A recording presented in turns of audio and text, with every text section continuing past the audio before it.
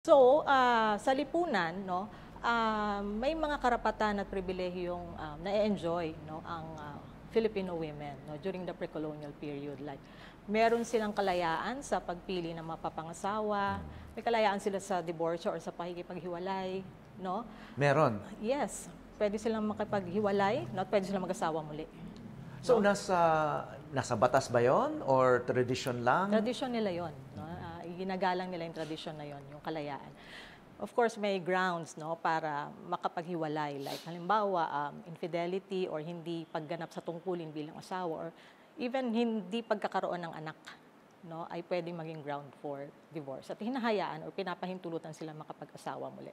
So in general, masasabi talaga natin, no, na may parehong pagpapahalaga sa kalalakihan at kababaihan, no, sa panahon bago tayo sinakop ng mga Espanyol. Tapos, ano nangyari? Kasi ngayon, hanggang ngayon, wala pa rin tayong diborsyo. No?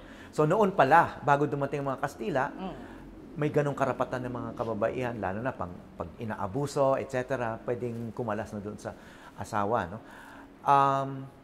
Kailan binawi yung ganong karapatan? Actually, yung mga karapatan na ito, mga kalayaan, ay karamihan dito nawala, no, during the Spanish colonial period. No?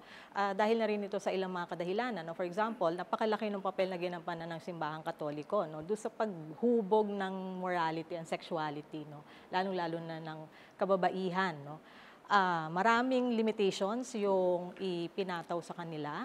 And of course, malaki din yung papel na ginampanan ng pamahalaang kolonyal dahil sa mga batas, no, na ipinatupad na karamihan ay anti-women, no? At in general, yung acculturation or yung pagpapalaganap ng kulturang Espanyol na basically patriarchal. Sa politika naman, okay, bago dumating mga Kastila, ano ba, may nagkakaroon ba ng political role ang kababaihan sa ating mga traditional indigenous societies?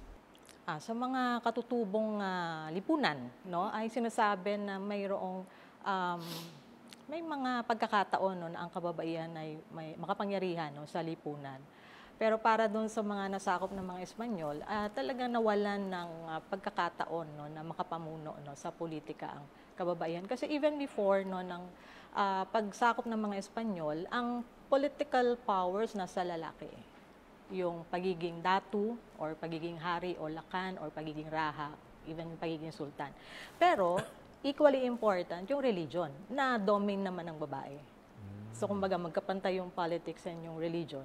Politics sa lalaki, religion sa babae. Pero ang maganda doon sa ating pre-colonial society, hindi naman pinagbabawal ang babae na mamuno sa politika, in the same way na hindi pinagbabawal sa lalaki na mamuno sa relihiyon. And then sa religion naman, although predominantly women yung namumuno, no, during the pre-colonial period, may mga lalaking babaylan, pero iba tawag sa kanila. No? Tinatawag sila either bayog or asog.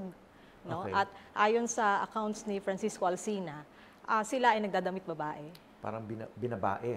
Oo, nagkikilos babae, nagboboses babae, at nag-aasawa sila ng kapwa lalaki. Of course, lahat ng ito ay nagbago nung sinakop tayo ng mga Espanyol at inimpose yung Catholicism kasi against yun karamihan. Naging sinful, yung ganon. Sa Catholic. Pero dati, tanggap Yes. ng lipunan na parang normal yon. Okay. At walang discrimination. Wala. Respected pa nga sila sa society bilang mga Religious. bayog or asog, mga religious I leaders see. sila. Oo.